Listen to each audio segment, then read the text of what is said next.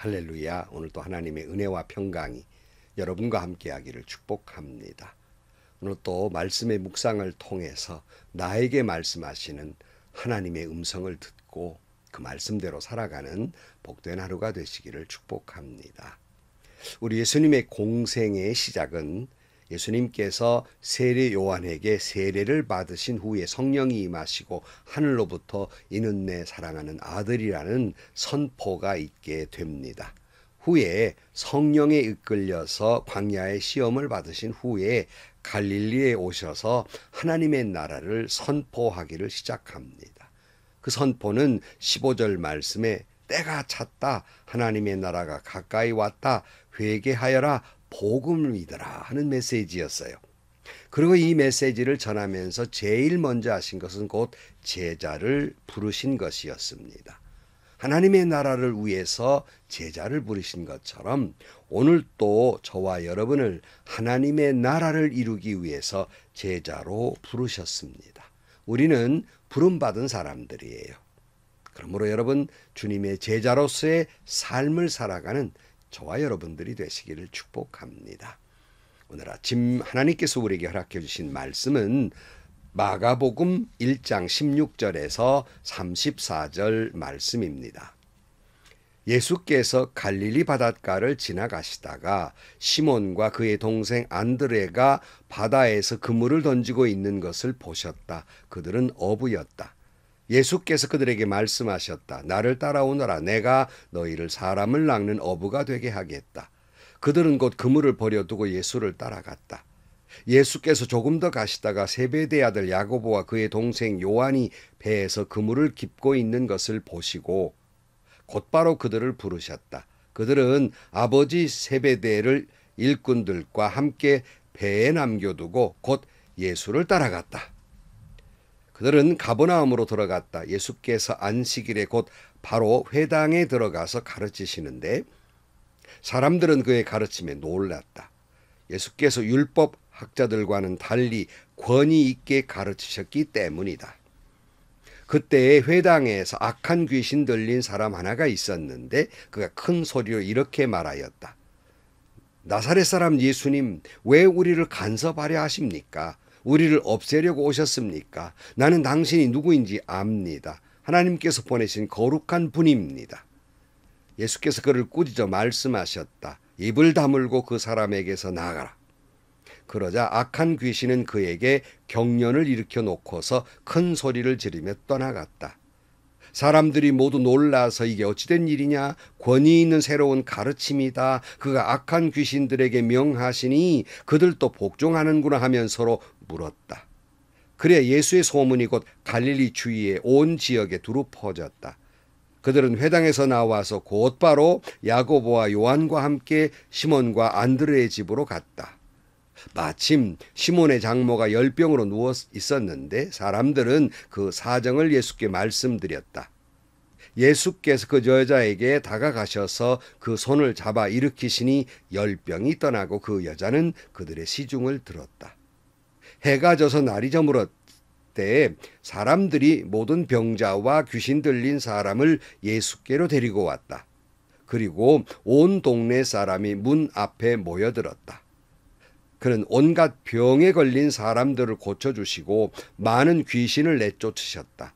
예수께서는 귀신들이 말하는 것을 허락하지 않으셨다. 그들이 예수가 누구인지를 알았기 때문이다. 아멘. 예수님의 사역의 그 첫 번째는 복음의 선포였습니다. 15절 말씀에 있었던 것처럼 때가 찼다, 하나님의 나라가 가까이 왔다, 회개하여라, 복음을 믿어라. 이렇게 제자를 이제 그 다음에 부르시게 됩니다. 복음 선포하시고 이를 이제 확장시키기 위해서는 제자가 필요하셨던 겁니다. 그래서 16절 말씀에 보면 예수께서 갈릴리 바다를 지나가시다가 시몬과 그의 동생 안드레가 바다에서 그물을 던지고 있는 것을 보셨다. 그들은 어부였다. 예수께서 그들에게 말씀하셨다. 나를 따라오너라. 내가 너희를 사람을 낚는 어부가 되게 하겠다. 그들은 곧 그물을 버리고 예수를 따라갔다. 예수께서 조금 더 가시다가 세베대의 아들 야고보와 그의 동생 요한이 배에서 그물을 깁고 있는 것을 보시고 곧바로 그들을 부르셨다. 그들은 아버지 세베대의 일꾼들과 함께 배에 남겨두고 곧 예수를 따라갔다. 예수님이 제자들을 부르신 거예요. 근데 여러분, 공교롭게도 예수님이 부르신 제자들의 면면을 보면 참 부족한 사람들이었어요. 뭐 배움도 없고 가진 것도 없고 뭐 권위도 없고 권세도 없고 뭐 이런 사람들을 예수님이 제자로 부르십니다. 왜 그러셨을까? 그 해답을 사도 바울은 고린도전서 1장 26절 말씀에 이렇게 말합니다. 형제자매 여러분, 여러분이 부르심을 받을 때에 그 처지가 어떠했는지 생각해 보십시오. 육신의 기준으로 보아서 지혜 있는 사람이 많지 않고 권력 있는 사람이 많지 않고 가문이 훌륭한 사람이 많지 않았습니다. 그런데 하나님께서는 지혜 있는 자들을 부끄럽게 하시려고 세상의 어리석은 것들을 택하셨습니다. 강한 것들을 부끄럽게 하시려고 세상의 약한 것들을 택하셨습니다. 하나님께서는 세상에서 비천한 것들과 멸시받는 것들을 택하셨으니 곧 잘났다고 하는 것들을 없애시려고 아무것도 아닌 것들을 택하셨습니다. 이리하여 아무도 하나님 앞에서는 자랑하지 못하게 하시려는 것입니다. 자, 여러분, 예수님 왜 이런 사람들을 택하셨을까? 여기서 사도 바울을 통해 두 가지를 깨닫게 되는데요. 그건 뭐냐면 여러분, 내가 세상의 눈으로 볼 때는 배움도 적고 가진 것도 없고 보잘것도 없는 정말 멸시받아 마땅한 그런 비천한 존재였을지 모르지만 그러나 주님이 우리를 택하셨습니다. 결코 우리는 그렇게 작은 자라 할지라도 부끄러워하거나 의기소침할 것도 없고 기죽을 것도 없습니다. 왜냐하면 그런 자를 주님이 쓰시기 때문입니다. 아니, 오히려 그런 자들을 주님이 들어 쓰십니다. 그리고 들어 쓰시면서 능력도 함께 주실 것입니다. 또 반면에 깨달아야 할 것은 무엇이냐면 주님의 부름받은 직분자라면 내가 훌륭해서가 아니라는 거예요. 세상에는 훌륭한 사람이 얼마나 많습니까? 하나님은 내가 훌륭해서 택한 것이 아니에요. 육신의 기준으로 보면 그저 지혜도 없고 권력도 없고 가문이 훌륭하지도 않고 뭐 그래요. 그냥 멸시받는 사람, 비천한 사람에 불과한 사람이었다는 것입니다. 그런 사람들, 그러니까 내가 뭐 내세울 만한 것이 아무것도 없는 존재예요. 작은 자 중에 작은 자예요. 그래서 하나님이 나를 택하셨어요. 은혜를 주시고 사명을 주신 겁니다. 아니 왜요? 왜 그런 사람을 택하셨습니까? 오늘 사도 바울이 뭐라 그랬어요? 자랑할 것이 없도록 교만해져 가지고 자랑 못하게 하시기 위함이다 그랬어요. 여러분 왜 그렇습니까? 하나님의 직분은 겸손하지 않으면 사명을 감당할 수 없는 거예요. 근데 많은 사명자들이 처음은 직분 받을 때 겸손하는데요. 조금만 지나면 교만해져요. 그래서는 사명을 감당할 수 없는 겁니다. 작은 자 중에 작은 자이기 때문에 어떻게 이런 직분을 받았나 하는 겸손함이 있고 내가 아는 것도 없고 능력도 없기 때문에 누구만을 의지합니까? 주님만을 의지할 수밖에 없기 때문에 하나님은 그런 자를 사명자로 쓰시는 거예요. 하나님은 결코 자기 능력이 많고 지혜가 많고 학식이 높아서 지멋대로 행동하는 사람을 원치 않습니다. 능력이 부족하고 지혜가 부족한 사람이지만 주님만을 의지하는 사람을 쓰려 하시기 때문에 세상의 약한 자들, 낮은 자들, 천한 자들을 들어 쓰신다는 말씀입니다. 그런 거 여러분 직분을 받으셨습니까? 그러면 나는 적어도 참 약한 자며 부족한 자고 비천한 자입니다. 그러면 겸손해야 돼요. 그러나 의기소침하지 않을 것은 그럼에도 불구하고 주님이 나를 쓰신다는 거예요. 용기를 갖고 힘을 내서 사명을 감당해야 할 것입니다. 사랑하는 성도 여러분, 하나님은 우리에게 사명도 주시지만 그냥 내버려 두지 않습니다. 능력도 주세요. 지혜도 주세요. 할 말을 가르쳐 주세요. 나와 함께 해 주십니다.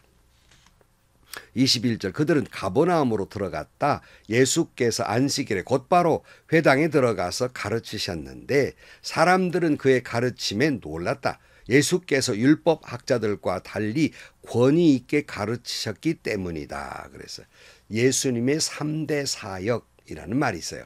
예수님은 세 가지, 십자가를 지고 인간 구원은 큰 사역이고요. 이 땅에서 한 사역은 세 가지인데요. 첫째는 바로 복음을 전하는 선교입니다. 복음을 하나님의 나라 가까웠다 회개하라. 선교죠. 복음을 전하는 거예요. 두 번째는 바로 제자를 부르고 가르치심, 교육입니다. 그리고 세 번째로는 치유예요. 많은 사람을 고치신 것이죠. 근데 여기 오늘 본문에 보면 예수님께서 제자를 부르시고 가르치시게 됩니다. 말씀을 전하는 거예요. 여기에 권위가 있었다 그랬어요. 여러분, 권위라고 하는 것은 내가 무슨 거들먹거린다고 내가 그냥 직분자만 되면 권위가 저절로 생기는 게 아닙니다. 직분 자체가 권위가 있는 게 아니에요.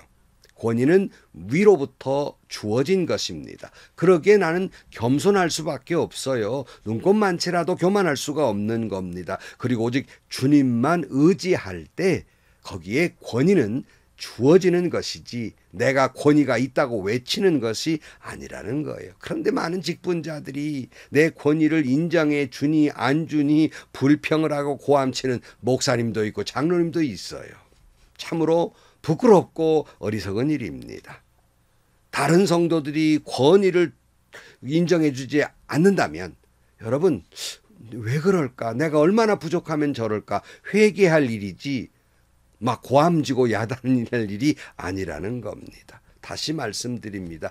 권위는 내가 권위 있다고 거들먹거리거나 고함치는 데 주어지는 것이 아니라 도리어 겸손하게 주님을 의지하고 말씀을 순종하고 희생하고 십자가를 질 때 권위는 자연적으로 주어지게 되는 거예요. 뭐 주님이 내가 권위 있다 말씀하면 하셨습니까? 사람들이 권위를 인정했지요. 23절 그때에 회당에 악한 귀신 들린 사람이 하나 있었는데 그가 큰 소리로 이렇게 말하였다. 나사렛 사람 예수님 왜 우리를 간섭하시려 하십니까? 우리를 없애려고 오셨습니까? 나는 당신이 누구인지 압니다. 하나님께서 보내신 거룩한 분입니다. 예수께서 그를 꾸짖어 말씀하셨다. 입을 다물고 이 사람에게서 나가라. 그러자 악한 귀신은 그에게 경련을 일으켜 놓고서 큰 소리를 지르며 떠나갔다. 사람들이 모두 놀라서 이게 어찌된 일이냐? 권위 있는 새로운 가르침이다. 그가 악한 귀신들에게 명하시니 그들도 복종하는구나 하면서 서로 물었다. 그리하여 예수의 소문이 곧 갈릴리 주위의 온 지역에 두루 퍼졌다. 아까 말씀드렸죠. 이제 복음을 전하는 선교, 그다음에 교육, 가르침이죠. 이제 치유예요. 예수님은 많은 귀신 들린 자와 질병으로 고통당하는 자들을 측은히 여기시고 불쌍히 여기시고 민망히 여기사 그들을 고쳐주십니다. 귀신을 쫓아내고 질병에서 노임을 받게 합니다. 그러자 소문이 사방으로 퍼져요.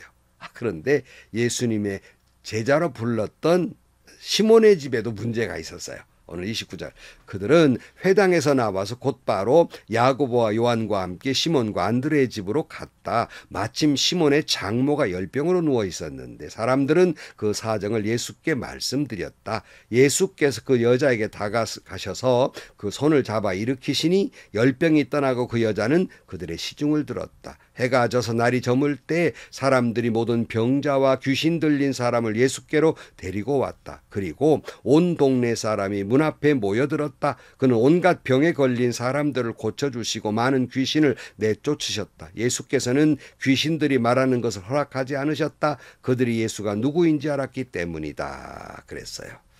예수님은 베드로의 장모가 질병을 알아 누운 것도 고쳐주시면서 그 치유의 사역을 감당합니다. 근데 귀신들의 입을 막았던 것은 예수님이 아직 하나님의 아들임이 선포되어 버리면 그 사역 마칠 때까지 끝까지 아직 시간이 아니었기 때문에 그들의 말을 못하도록 입을 막은 것이었습니다. 자, 사랑하는 성도 여러분, 예수님의 3대 사역이라고 말씀드렸습니다. 선교, 그리고 교육, 그리고 치유입니다. 이것은 예수님의 제자인 우리에게도 교회에게도 똑같은 3대 사역이 있는 겁니다. 선교하는 것, 교육하는 것, 그리고 치유하는 것입니다. 회개하라, 천국이 가까웠다, 주 예수를 믿어라, 그러면 너와 내 집이 구원을 얻는다는 복음 선교를 해야 할 것입니다. 그리고 말씀을 배우고 가르쳐야 됩니다. 예수님의 제자 삼아야 됩니다. 주님 부활 승천하시면서 마태복음 28장 19절 말씀에 그러므로 너희는 가서 모든 민족을 제자로 삼아서 아버지와 아들과 성령의 이름으로 세례를 주고 내가 너에게 명령한 모든 것을 그들에게 가르쳐 지키게 하여라 명령하셨어요. 그러므로 우리는 이 사명을 감당해야 합니다. 그러면 치유 사역이라는 건 또 뭡니까? 여러분, 치유는 무슨 그러면 교회가 병원입니까? 이럴 수 있잖아요. 치유는 하나님의 창조된 이 세상이 죄악 때문으로 인해서 다 어그러지고 하나님의 창조된 아름다운 모습들을 사람도 자연도 자꾸 잃어가고 있는 겁니다. 그러므로 우리는 이 모든 방면에 질병뿐만 아니라 이 모든 것을 치유해야 합니다. 그중에는 물론 귀신 들린 자, 병든 자도 예수님의 이름으로 치료해야 할 뿐만 아니라 마음이 상한 자, 고통받는 자, 눌린 자, 죄로 인해 추락하고 있는 인생들에게 예수 그리스도의 이름으로 그들에게 복음을 전하고 그들의 몸도 그들의 마음도 그들의 영혼도 치료하는 사역이 교회에 있게 된 것입니다. 성도 여러분, 2024년 한 해 동안 주님의 부름받은 제자들로서 복음을 전해야 됩니다. 말씀을 가르쳐야 됩니다. 많은 사람들 몸도 마음도 기도하면서 그들의 질병을 위해서 그들의 영혼을 위해서 그들을 위로하기 위해서 치유 사역을 감당해야 할 것입니다. 그런 여러분의 교회, 그런 성도 여러분들이 되시기를 주님의 이름으로 축복합니다. 기도하시겠습니다. 하나님 아버지, 주님이 이 땅에 오셔서 복음을 전하시고 제자들을 가르치시고 병든 자들을 불쌍히 여기셔서 그들을 고쳐주신 귀한 사역 우리에게도 물려주셨으니 우리 교회가 그 사명 잘 감당할 수 있도록 도와주옵소서. 예수님의 이름으로 기도하옵나이다. 아멘.